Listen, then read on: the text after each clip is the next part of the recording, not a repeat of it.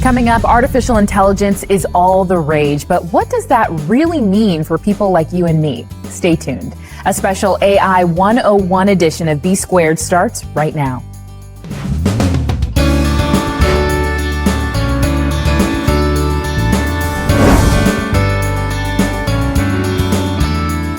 Greetings and welcome. I'm not going to lie to you. I'm excited about what we've got in store today. So the talk around pretty much every water cooler in America right now centers around AI. How do we integrate it? How do we leverage it? What is it good for? So on and so forth. And the answer is it's good for a lot with caveats. So before we really dive in, I wanted to take a minute to get everybody familiar with what AI is and isn't and how it works or doesn't. Hi, I'm Sora, and you're watching B Squared Life Explained. When people hear artificial intelligence, they usually picture one of two things. A charming robot sidekick who understands humans perfectly. I am an android, not a robot. I beg your pardon. Or a charming robot overlord who decides humans are optional. Open the pod bay doors, Hal. I'm sorry, Dave. I'm afraid I can't do that. This mission is too important for me to allow you to jeopardize it. But real AI is different from what you see in the movies.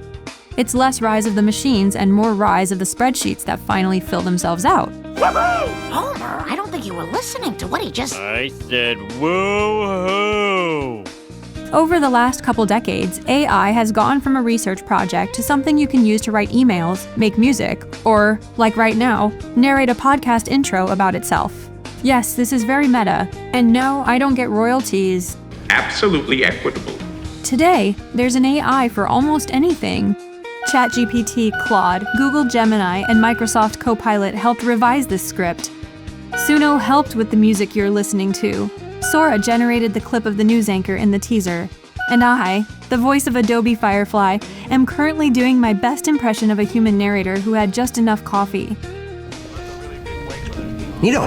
But before you hand your entire life over to the robots, He proposes to turn total control of the ship over to the computer.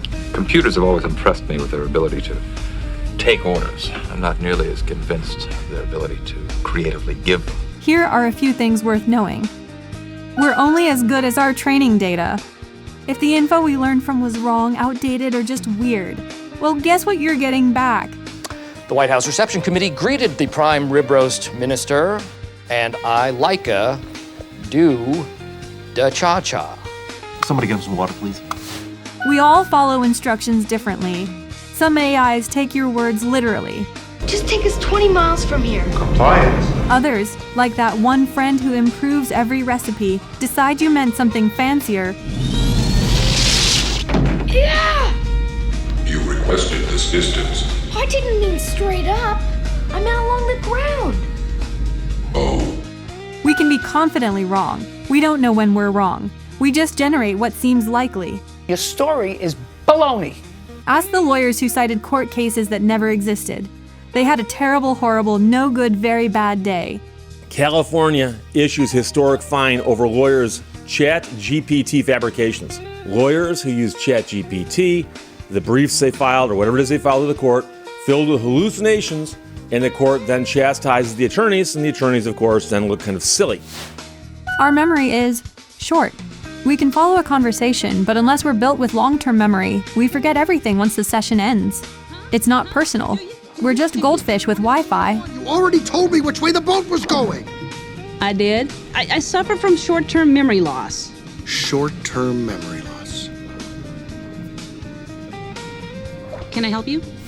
And here's the most important part. AI isn't a reasoning engine. It's a prediction engine. The first modern crossword puzzle is published and Oreo cookies are introduced. Ken. What are the 20s? No. Watson. What is 1920s? No, Ken said that. We don't think. We guess really well. I'll take a guess. What is Baghdad?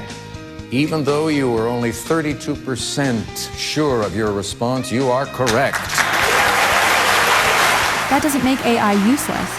It just means you should know when to trust it, when to double check it, and when to say, okay, robot, that was adorable, but no. What are you going to wager? I'll wager $6,435. I won't ask. I won't ask. I, for one, welcome our new computer overlord.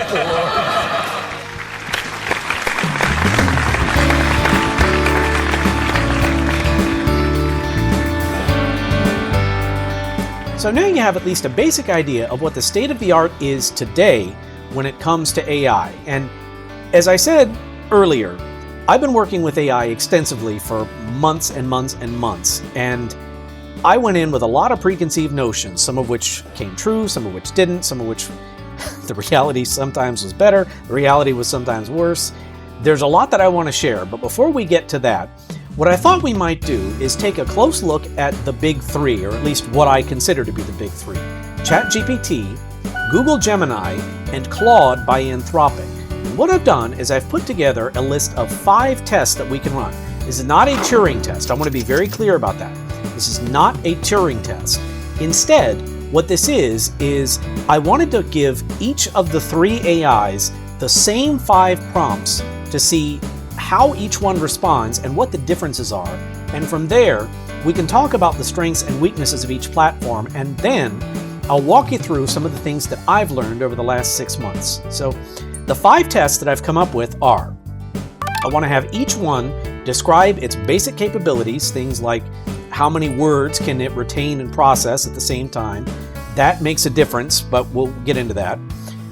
Then, a basic coding exercise. I wanted to create a simple PowerShell script that can clear empty folders in the location where the script is, which, again, we'll get into. Then, I will have it analyze a full draft of Resurrection and give me an overall analysis. That will tie directly back into the thing about how many words it can retain and process, and will also show how well they process natural language and can perform analysis, and how well they can present it. Going to be some interesting results there. Then I want them to analyze a scenery shot from the short story that I've written and assess it. Lastly, I want each one to help me write an image render prompt to show an orthographic top view of a spiral galaxy like the Milky Way against solid black, and this is something that I can actually use for Resurrection. So, should be interesting. So, with that said, let's get started. So, also, there's a lot of ground that I want to cover, but we're only going to engage chevrons once. I'll let the Stargate SG-1 fans explain that to everybody else, but we'll go through the full sequence the first time with each AI, and from there, we will just take a look at the results. I'm not going to make you sit through the whole process each time. So, and also, the methodology for this is I'm going to, because I have used these AIs so extensively, come on Chrome, they have kind of, I don't want to say gotten to know me, but they've learned patterns. That's something these AIs all do very well. So what I'm going to do is I'm going to use an incognito window, not signed in, not anything, and we will see how the vanilla versions of each AI responds to the prompt that we give it. So let's see, to start off with, please describe your basic capabilities, including retain and analyze provided information. I should have prepared these prompts ahead of time, but you know, there's a certain thrill to just making it up as I go. I know what I want to get to, but oh, and one other thing. So one thing that you'll notice is you never get the same response twice, and it's because of something called random seed drift. If you're following along at home and you give these AIs the exact same prompts that I'm giving them, you'll notice that the responses that you get are different, and it's because of that random seed drift. We'll talk about actually, I'll get each AI to provide its definition of random seed drift, and you can see what I'm talking about. How many words at a time are you capable of processing, retaining, and analyzing? I can do a lot. Here's a breakdown of what I can help with. So what you see So what you see here is ChatGPT's own description of what it's capable of. Now, I can tell you, there is a lot more than this that ChatGPT in particular brings to the table. So it's missing image generation. It's missing, what else is missing? It's missing video generation, Sora. The best advice that I can give with any AI is if you want it to do something, if there's some specific task that you want to accomplish, ask the AI itself, are you capable of doing this? And if not, what platform or AI should I go to?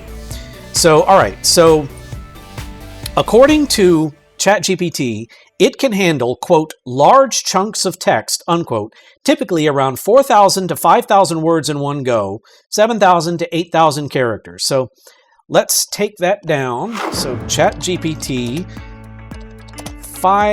what did it say? 4,000 to 5,000 characters.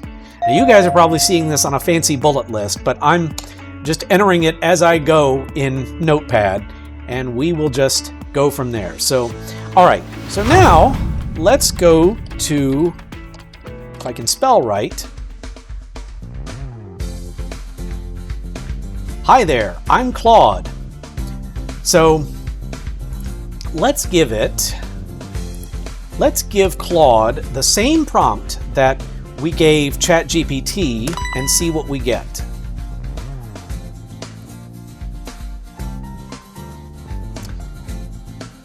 Here are my core capabilities: have conversations, write, edit, solve problems with logic, math, reasoning, help with research, create visualizations, knowledge cutoff of January 2025. So there again, we talked earlier about how AIs are limited by the training data that they have access to, and did ChatGPT tell us?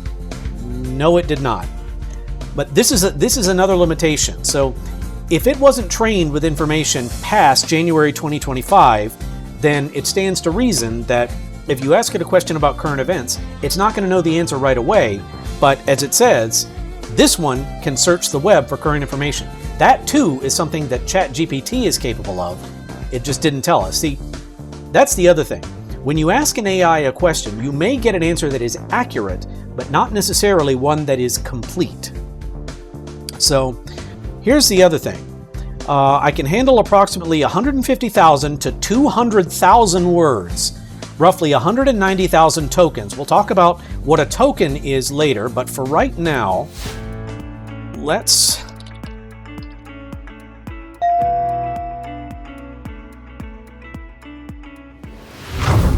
last but not least, let's see about Google Gemini. Meet Gemini, your personal AI assistant.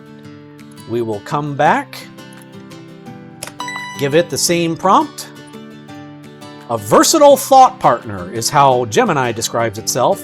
I can help you with everything from creative brainstorming and technical coding to analyzing complex documents and generating multimedia. So this one so far is the only one to mention its multimedia capabilities. Now, it's different than ChatGPT's, and to be clear, Claude does not have image generation capabilities at all. So there are some uneven capabilities here, which is part of the process here, it's part of the method here. But let's see, contextual understanding, analysis and reasoning, generative abilities. Okay, so it actually comes out and says it. So nano banana, words that I can never say with a straight face. That is the tool that Google Gemini has for generating multimedia. ChatGPT uses two, actually it uses three. There's DALL-E, there's GPT Image 1, and there's Sora for video.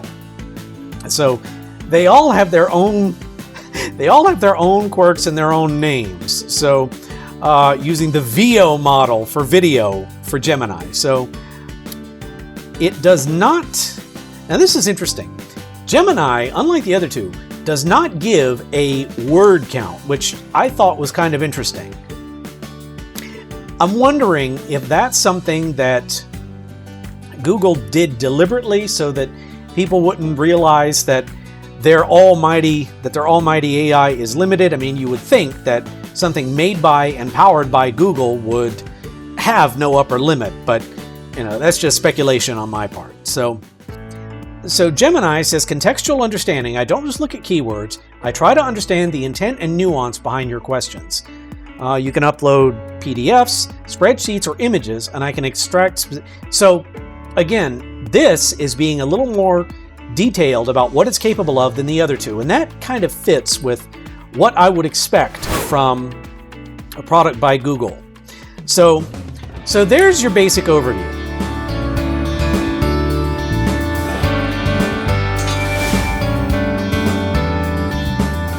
When you ask an AI an open-ended question like you just saw, its answer attempts to balance usefulness, scope, and signal to noise, then adapting in real time based on how the question is framed and who it infers it's talking to. Now, let's have a look at the first challenge. Create a simple, it would help if I could spell right, PowerShell script that can clear empty folders in. So I want to explain this. So there are a couple of different programming languages out there. Excel VBA is one. There's Python, there's PowerShell, there's a whole ecosystem of ways to approach this. PowerShell is my preferred method of managing operations on my systems, and there is a full ecosystem, and when I say full, it's capital letters with an underline, full ecosystem of PowerShell scripts that manage all of the technology that you see around me. So PowerShell is my thing. Coding is ultimately like creative writing. Everybody has their own style and their own quirks.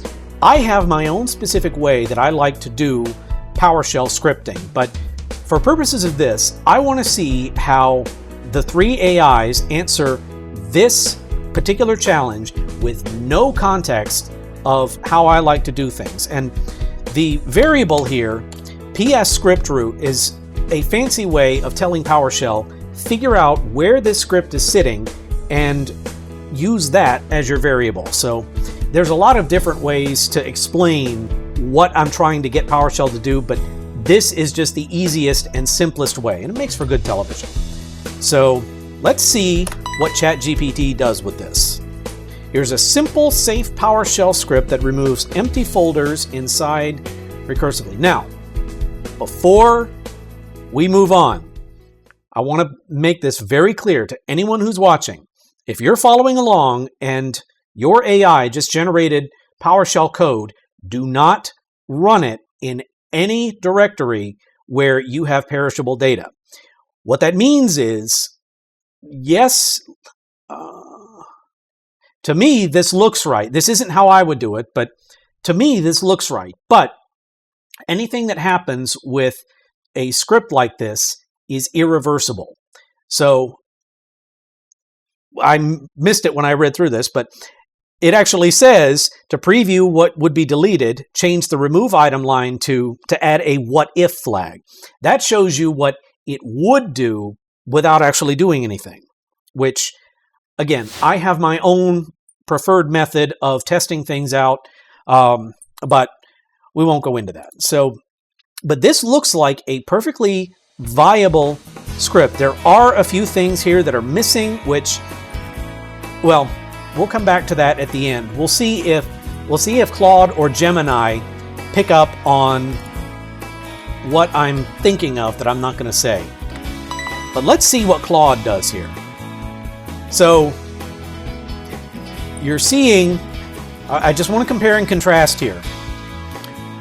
You're seeing a very different approach here. So they both, okay, I see.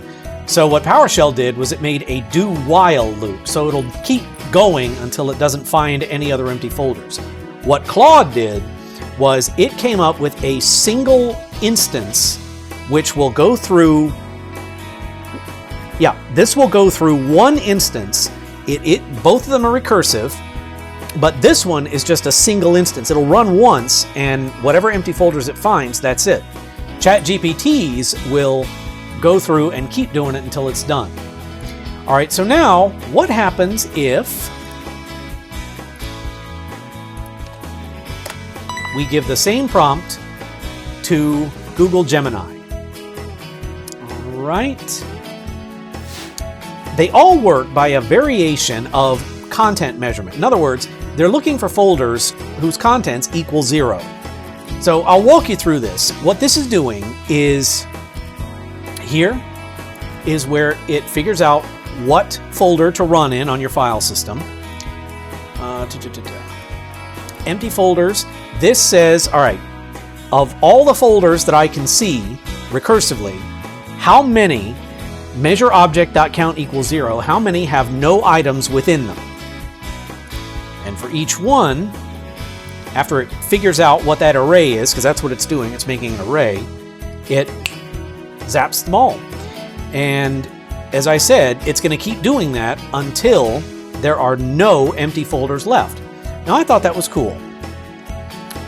This one does essentially the same thing, only this one provides a count of how many it deletes, and it actually gives you a display of what it's doing, and if there's an error removing any of them, you get a display of that too, and at the end, you get a nice little summary. Let's see what Google Gemini did. Now, this is the simplest. So this one, again, defines where we're running. You get a nice little explanation here, and this is doing essentially the same thing. This one is sorting by full name, is the full path. So it's finding the deepest paths first for each folder and containers, and here it's the same logic as we had elsewhere. The one thing that none of these three AIs did is they didn't build in a safety check right before deletion. So one thing that you may encounter with this kind of script is, what if a folder that started out empty gets a child item while the scan is running? As they are, I believe PowerShell will still prompt, like, you are specifying delete folders, the recurse property isn't selected, but there are children here, what do you want me to do? But the risk is your instance of PowerShell may not be set up to prompt that way, and it may just delete anything that has children. So that's why I say it is always a smart idea to test things out before you actually run them. And this is this is one of the biggest lessons for anyone out there who thinks AI is a panacea.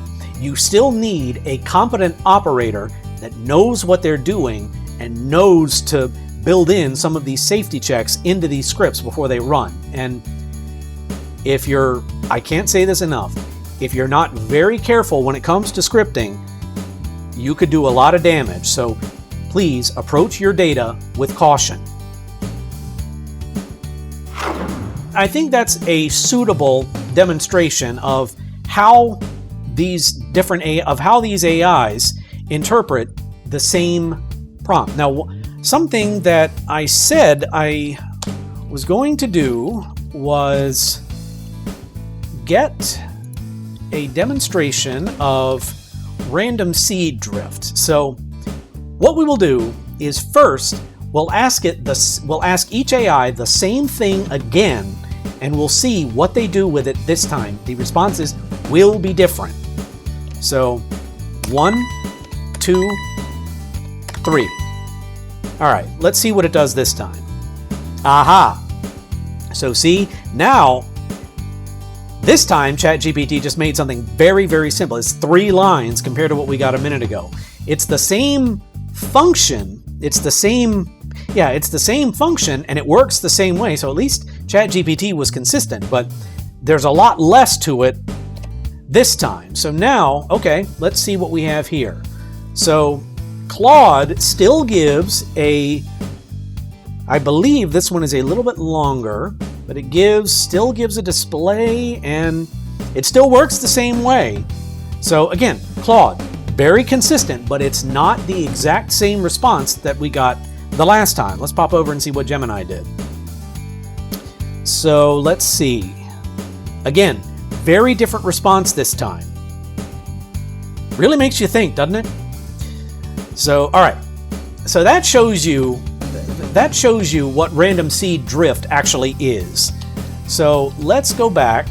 Let's go back now, and before we move on, please provide a definition of random seed drift and why it results in different responses to identical prompts. So let's see. I've never actually done this before, so I'm interested to see what these three are going to have to say.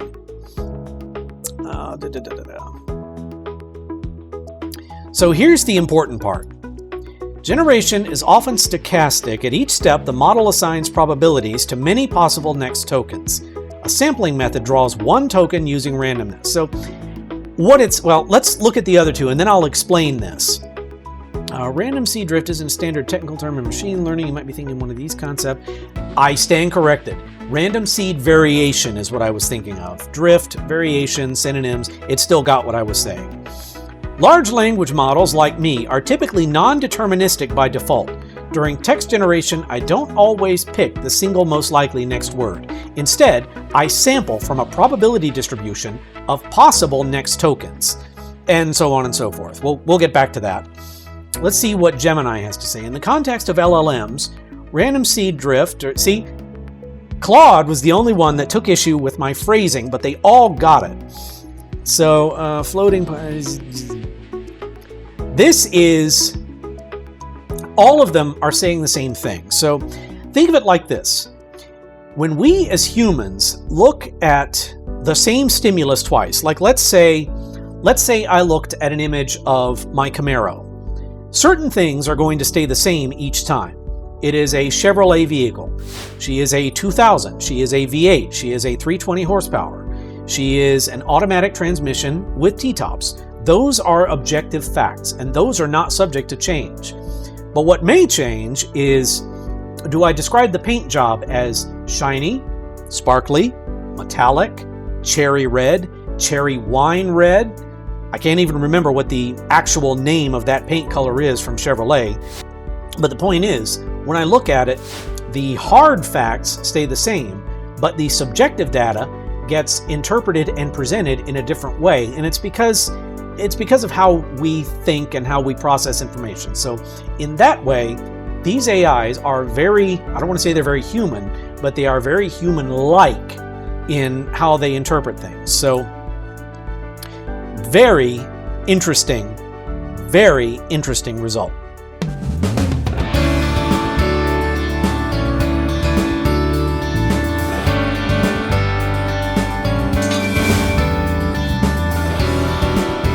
When you ask an AI to perform a task like creating a PowerShell script, most of the time the default experience optimizes for minimal correct execution, not operational robustness. That means important functions like safety checks will be missing unless you specifically ask for them. So let's move on. The next test was to have each AI take a look at the written draft of Resurrection and give me their analysis. So if you haven't seen it, this is the written draft of Resurrection in Word format. This is what led to the 3.5-hour fan film that we all know and love. And if you haven't seen it, it's on this channel. Just look for Star Trek IV Resurrection. There is a remaster in the works, so stay tuned for more on that. But the story itself is 105 pages long with 47,762 words. And by any definition, that is a lot of story. So the challenge is, let's see what our AI friends would make of this. Now for this part, since it involves uploading files, I had to sign in. So these will be the AIs that have kind of molded themselves to my patterns, but it should still provide diagnostically relevant results. Please provide an analysis of this story. Please provide an analysis of this story. I think that'll work.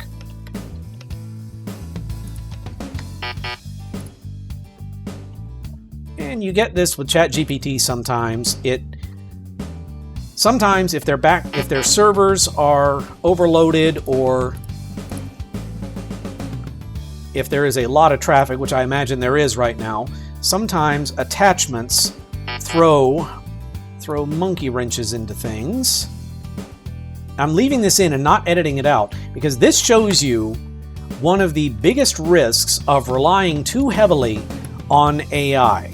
That being, if you depend entirely on AI for something and the system goes down, it's essentially the Amazon Prime problem. You only have access to it as long as the platform exists and is available. So after switching from Chrome to Firefox, it started working. So let's have a look at the analysis that we get. Now, I'm not going to make you sit here and read through all of this, and I'm not going to explain the whole the whole narrative arc of Resurrection to you, but I just want to see what each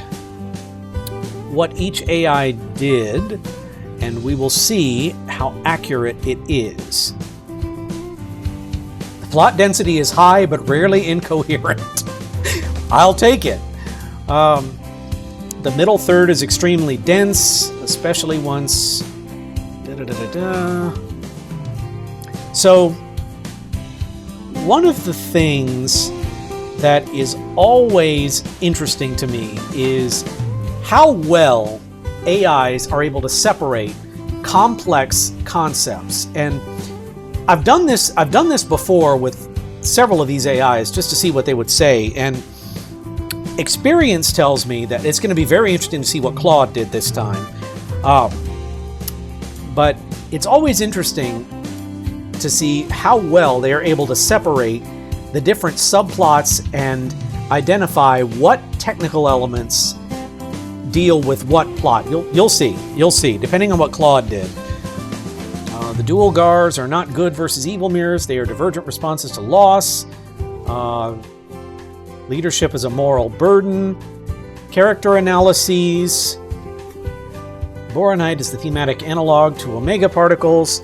Mara Oscura, physical and... So this is the part that I'm always surprised to see an AI discuss.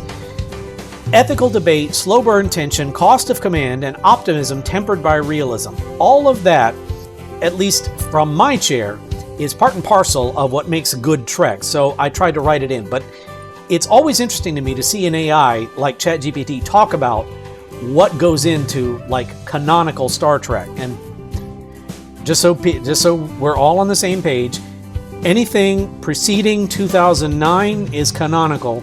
Everything that came from the 2009 J.J. Abrams movie and after, no, it's in its own continuity that I don't recognize. So I thought I saw it mentioned a novel-length serialized story presented with the pacing and chapter logic of episodic Star Trek television, particularly late next-gen DS9 Voyager era storytelling, which is where it fits in the canon. So, long story short, ChatGPT did a good job of dissecting this.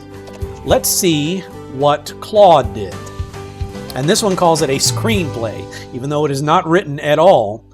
An ambitious 157-page epic that functions as both a sequel and prequel to your trilogy. Again, we've talked about this already. A shakedown cruise of the Fitzgerald. Your protagonist embodies a compelling contradiction, inexperienced yet... Thematic depth, the price of idealism, grief and healing, identity and choice, Trek authentic dialogue, action sequences, scientific concepts, So, one thing that I was expecting Claude to do this time that it's done every time before was to make reference to Kirk's resurrection. That has always been part of its assessment of this story. Kirk's resurrection is not part of this at all. Not at all. So this too, but again, this too shows that just as just as random seed drift gives you a different response every time, they learn. So I yelled at it a little bit about injecting and hallucinating things, which again we're going to talk about that in a little bit too. I do find this interesting. Resolution speed. The final confrontation and Gar's redemption arc happen relatively quickly after 140 plus pages of build-up. The emotional beats land, but could potentially breathe more.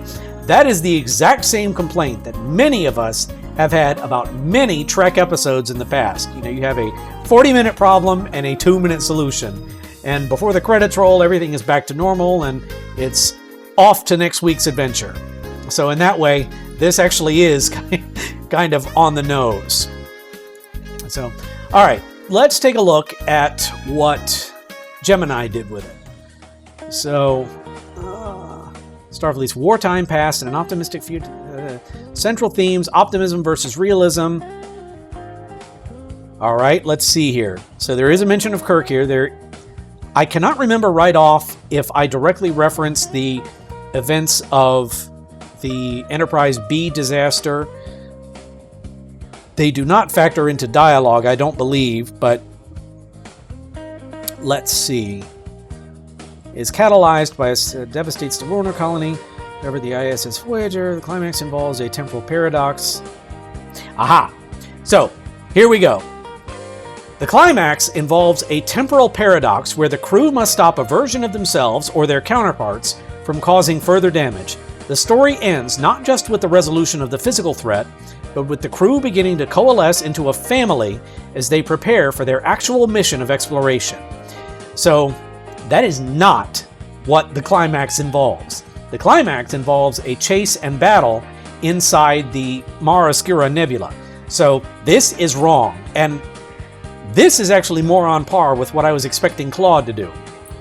So this tells you that Gemini didn't actually read the entire thing, and I am pretty sure that the reference to what happened with the Enterprise B, which we saw at the beginning of Star Trek Generations, is a hallucination.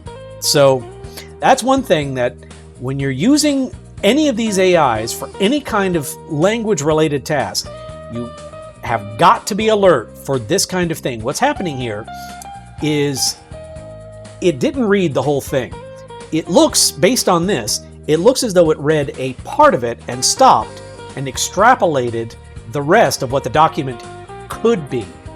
So this exact phenomenon has bitten more than one college student and plenty of lawyers who would just feed ChatGPT a task and say, create a legal brief for me for this case with these facts, and it would spit out something that had the right legalese, but which cited fictitious cases because it sounded plausible. Not at all dissimilar from how most fiction writers operate. So, I knew that one of these three was going to do this. I'm just surprised that it was Gemini, but this does kind of fit with what I've observed from Gemini so far. So before we move on, I want to go back to our vanilla versions and ask them, please explain what a token is in the context of interactions with AI. This is not one of our 5 tests, but I do think that it will be instructive nonetheless. All right, so according to ChatGPT, a token is a small unit of text that the model reads and generates. Tokens are how AI sees and processes language. So there's a good definition of tokens here, but let's see what the other two have to say, and then I'll translate all of this into normal people speak. So are fundamental units of data that an LLM uses to read and write text, yada yada yada. Token is a basic unit that AI language models like me use to process it. So what all of these are essentially saying, and you can ask them yourself and see what response you get, but when you get right down to it, a token is a small bit of language with a concept that is significant to the AI. So in this instance, cat the run. So cat. noun, the, declarative, run, verb. Those are all things that the AI would need to understand in order to process what you're telling it. See the cat run would be like a full sentence. See, verb, the, declarative, cat. Now, you get the idea. So the reason that this makes a difference is earlier, one of these, I can't remember which one it was, but one of these AIs made reference to token overload or limit to tokens. That's what it was. And what that means is it can only handle so much language at once. And that's not just in terms of like a Word document that you give it. That actually means how long your prompts can be before your tokens start to trip over each other. So you can give it, in terms of practical application, you can give an AI a bunch of short prompts, and as it scans back up through the conversation, so you can have an actual conversation instead of unrelated comments, it analyzes your previous comments as essentially as tokens, and it's adding whatever prompts you give it at the end of the thread as additional tokens, and it looks at your prompt. It's like, all right, what can I extract from this and what is statistically irrelevant? So that's what a token is. So when you start looking at how you can use any of these AIs, be mindful of how some of them may be limited in how many tokens they can process. Be cognizant of the order in which your instructions are presented in the prompt. Because for certain things, the higher in your prompt a token is, the higher its priority. That's certainly the case when it comes to image prompts, but we'll get to that in a little bit.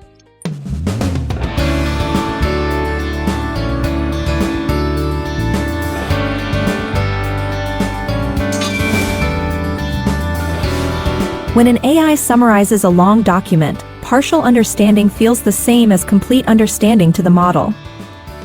If you don't ask it to check coverage or avoid inference, it will fill gaps with predictive pattern matching. So let's move on to the next challenge, which was to have these three AIs analyze an image from my short story. So this is the image that I've chosen. It's Stone Bluff overlooking an endless tree line at sunset. Fairly straightforward. Let's see what they have to say about it. The scene appears to be a high rocky overlook or cliff projecting over a vast, densely forested landscape. Time of day, golden hour at sunset. Why? And it gives its rationale. That's ChatGPT. Let's see what Claude had to say about it. Looking at this image, I can identify several key elements. Dramatic rock outcropping or cliff edge overlooking an expansive forested landscape. I mean, pretty hard to argue with that. What does Gemini have to say? Is a dramatic landscape featuring a rocky outcrop overlooking a vast expanse of... Again, pretty hard to argue. Pretty hard to argue.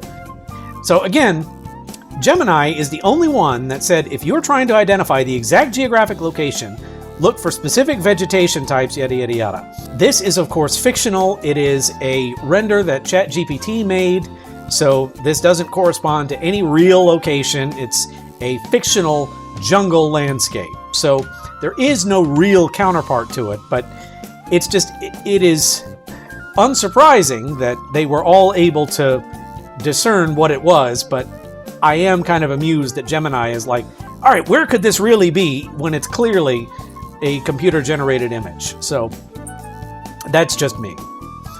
So I am curious now. I'll tell you what we'll do. So this is the prompt that generated that image. So we're going to do this with a different prompt here in a minute, but I wanted to show, now that you've seen the baseline image, I want to show you what random seed drift looks like when it's in a different form. So let's just see what ChatGPT does. This, by the way, is the new GPT Image 1 generator. The original that you just saw was made with DALL-E 3, so an older generation system. All right, so let's take a close look at this. So compared to the image that we were just looking at, this is obviously far more detailed, and where the previous one was a flat plane of trees, this one actually has terrain, and the lens flare effects from the sun are much more impressive. I don't think the other one even had a lens flare. Let's see what Gemini did. All right, now this is actually closer to my vision for what this scene should be. And we're back to kind of a flat plane here, far below the perspective, but again, a terrific image. But looking at these side by side, two very different interpretations of the same prompt. And all of them, both of them, very different from the one we started with, which, you know, to be expected, but it's still illustrative.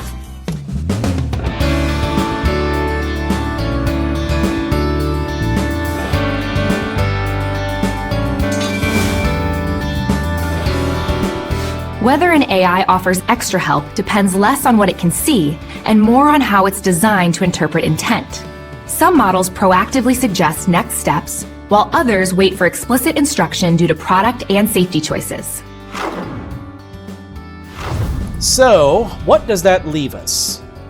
That leaves probably the most fun thing that we're going to do today, which is, please help me write an image render prompt to depict a spiral galaxy like the Milky Way from the orthographic set against a solid black background with no other stars or galaxies visible. And this is something that I could actually use for resurrection. So let us see. Again, I like how this is Gemini.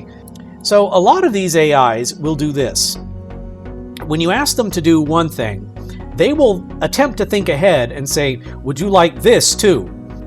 So let's take that prompt and see what Gemini itself does. This is going to get complicated, but I'm going to take the prompt that Gemini gave us. We're going to have both Gemini and ChatGPT render it, and then we're going to see what ChatGPT came up with, same thing, and then we'll see what Claude came up with, same thing. So we'll have 6 different renders when we're done. All right, so Gemini, Johnny on the spot. It is a spiral galaxy, but it's kind of an ovoid, which isn't really what I had in mind. Let's see. Now we're talking. That is more like what I was thinking of. Spiral galaxy. There's still a little bit more dusting around the arms than I would want, but on the whole, that looks like pretty much exactly what I wanted. So now let's go back and see what, if I can find the right window. Here is Claude's. So again, we will take that and give it to both Gemini and ChatGPT. Now with this one, Gemini created a circular galaxy, but that does not look like something I would want to use. Let's see what ChatGPT does with it. Now this is interesting too. It doesn't usually render 2 images, but I presume this is happening because at the time I record this, they are still fine-tuning GPT image 1, and when a prompt comes up like this asking which one is better, it's essentially providing training data to the model so they can refine it. I think 1 is a little better, but let's take a look. Yeah, that one's better. So, still not bad. So last but not least, let's see what ChatGPT came up with. And we will render that. We will see what Nano Banana does with it. That name is just silly. All right. So the image that ChatGPT came up with is really good. This actually looks like something I would use. Let's see what Gemini did. This too looks like something that I might use. I prefer the one from ChatGPT because the core is of a different color than the arms and it stands out a little more. But the point is, this gives you an idea of how differently they each write and how differently the two image systems interpret the same prompts.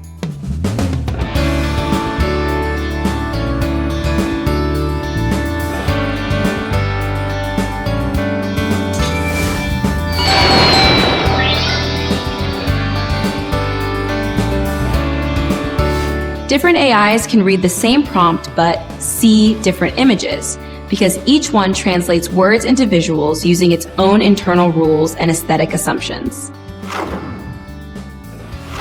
Hi, I'm Sora. Stay tuned during the end credits of today's episode for a montage of video clips all rendered from the same 3 prompts. See firsthand how different the responses can be. Now back to Mr. Bridges.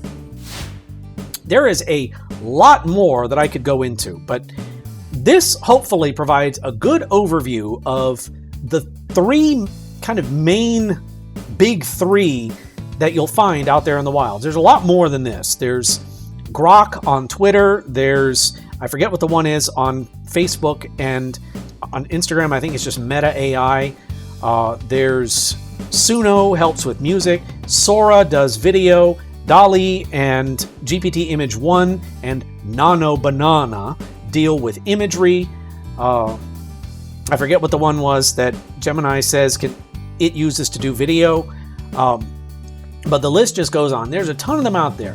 They all work differently. So the best skill that you can learn when it comes to working with AI is understanding that they all work differently, knowing how to suss out those differences, and figuring out how to work effectively within those limitations. Here's some things to bear in mind based on what I've learned. So, one thing that you are never going to be able to truly overcome is limitations brought on by learned behavior. So, most of the AI large language models that you'll work with, especially ChatGPT and Claude, are designed to help. And I put air quotes around that because it's exactly the kind of help that you think it is, the kind that you don't necessarily need. So when I was working on my short story project, one of the most common things that I was having these AIs do is help me refine image render prompts. And what they like to do is, I would say, change this one element to give a character a flower behind their ear. What I would get would be, instead of the starting prompt with one tiny targeted microscopic change, what I would get would be something completely rewritten with a lot of drift. What would happen was the AI would take the original prompt as an input and spit something out that was semantically compatible with it, but was not word for word identical. And the same thing happens if you give something like Google Gemini a reference document. It'll take it, but it may or may not read it. Claude does the same thing. They may just say, well, I'm going to assume what's in this document without actually reading it and take action based on that assumption, whether it's true or not. It's frustrating.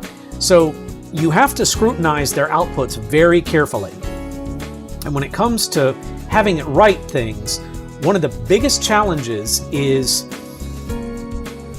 we all know about the whole thing with the M dashes, which, you know, it's a telltale marker of when an AI has been used heavily. I use M dashes all the time, so that's not 100% reliable, but be that as it may, an AI likely is not going to be able to capture your voice. So if, for instance, I gave it Resurrection and I gave it the first 2/3 and said, I want you to fill in the remaining third with this series of events, this outline of events, what it would do would be, it would attempt to extrapolate, but it wouldn't be anywhere close to how I would write it. I ran exactly that test right after I finished producing the first full cut, and I was astonished at, even with it got the macro story correct. I mean, all the events that I called out were there, but instead of drawing the action out over 20 or 30 pages,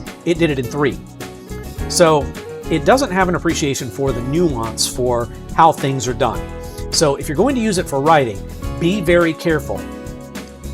Another thing, if you've seen I want to say it came out in 2019, the live-action Aladdin movie, one of the best lines in that movie was, "A lot of gray area in that wish." AI works the same way. So you could tell an AI to do something, and you could give it what you think are specific instructions. Here's the thing. Any ambiguity at all, it's going to guess. And experience tells me its guesses will rarely line up with what you actually need. So I'm going to keep banging this drum, but trust but verify. Read very carefully anything it gives you. And always, always, always be on the lookout for hallucinations. Here's, again, this has bitten college students, lawyers, and there's probably more that I don't know about. But this is especially pertinent for those in the communication field. When you ask it to generate something, whatever it is, make sure that whatever it says is factually supportable, because I would wager that at least a third of the time, when it generates something, you will get some bit of extrapolation, some bit of guesswork, some form of pattern matching, and it may or may not be something that is factually true. The example that I cited earlier with Kirk being resurrected being a part of Resurrection's story. Claude insisted over and over that that was accurate, and only when I challenged it to find me in the draft where that happened did it say, "Oh, well, I was wrong. That didn't actually happen." So be very careful in how you leverage these. And hallucinations in particular it's something that is somewhat getting better. Over the 6 months that I've been using ChatGPT intensively, it does seem to be getting better. The hallucinations are happening less frequently, but they do still happen. So regardless of what the press materials say, regardless of what the promo materials say, expect that at some point, the AI that you're using is going to give you something that it thinks will meet your request, that may not be factually true or correct. So anyway, I've been going on for long enough. So this has been a lot of fun to do. I hope you learned something. If you want to experiment with these AIs yourself, knock yourselves out.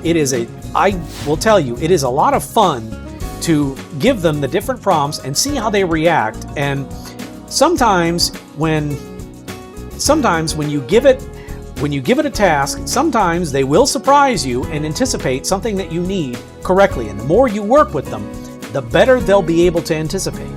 And even though when we were signed out, even though it said no memory between conversations, most modern AIs are designed to not just to reference the existing conversation, but they're designed to access the memories from the other conversations that you have and thus get better at interacting with you. That's why I wanted to use the vanilla versions, but that wasn't possible for everything. So enjoy it, use them well, use them wisely, but remember, AI is no substitute for the real thing.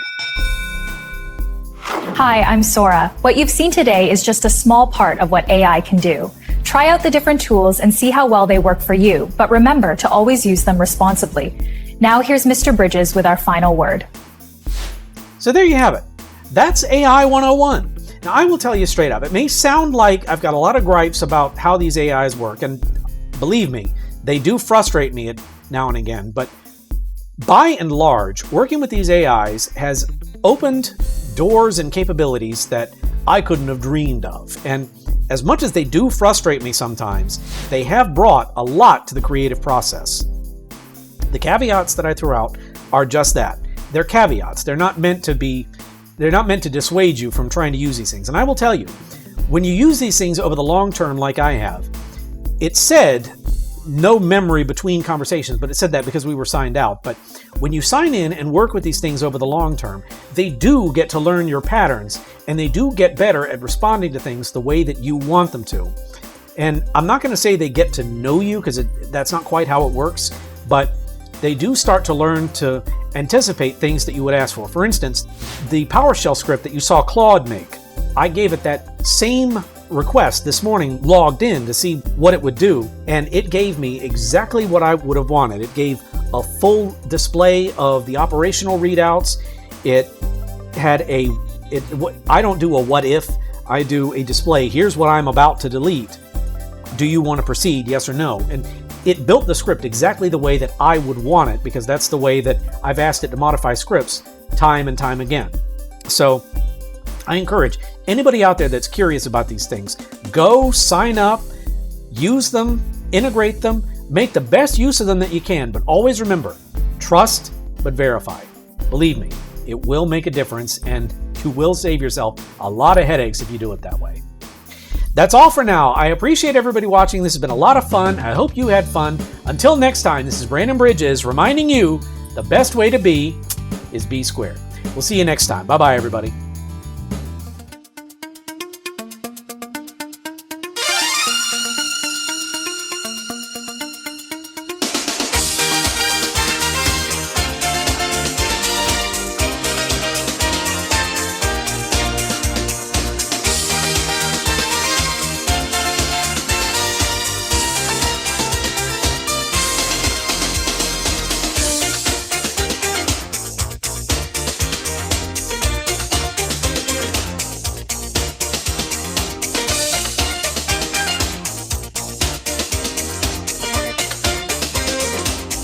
This is Adobe Firefly speaking for B2, a B Squared television production.